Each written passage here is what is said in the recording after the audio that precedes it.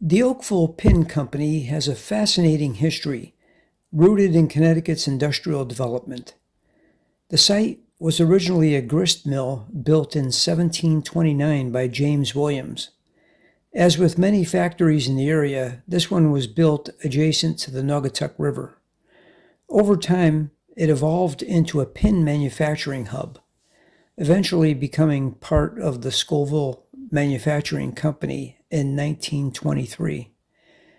During its peak, the Oakville division of Scoville was one of the big four pin manufacturers in the U.S., controlling over 90% of the domestic market share for stainless steel safety pins.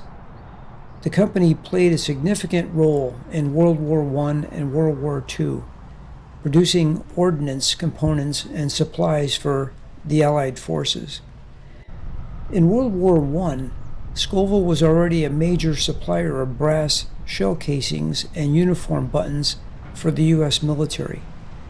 When World War II began, the company expanded its operations to support the war effort, manufacturing fuses and cartridge cases for artillery shells. The demand for military supplies helped Scoville recover from financial difficulties during the Great Depression, as wartime contracts provided a significant boost to its business.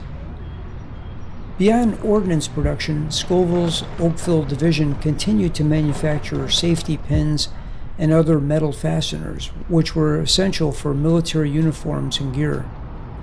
The company remained a dominant force in the industry, sharing over 90% of the domestic market for stainless steel safety pins with other major manufacturers.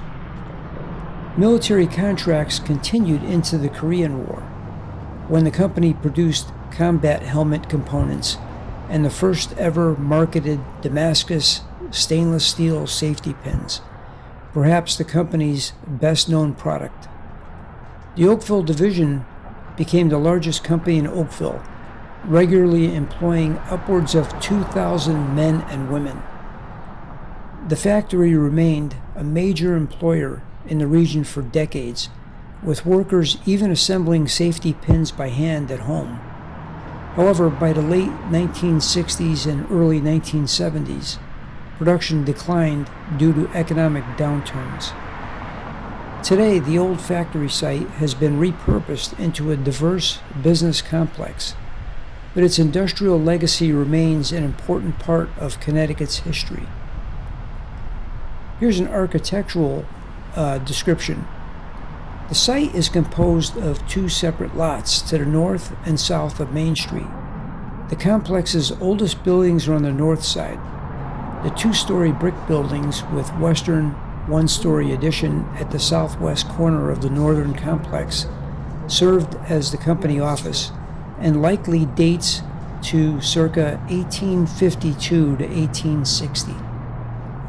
Attached to the east and northeast are two parallel brick wood frame blocks with central connector built in at separate times between 1870 and around 1890.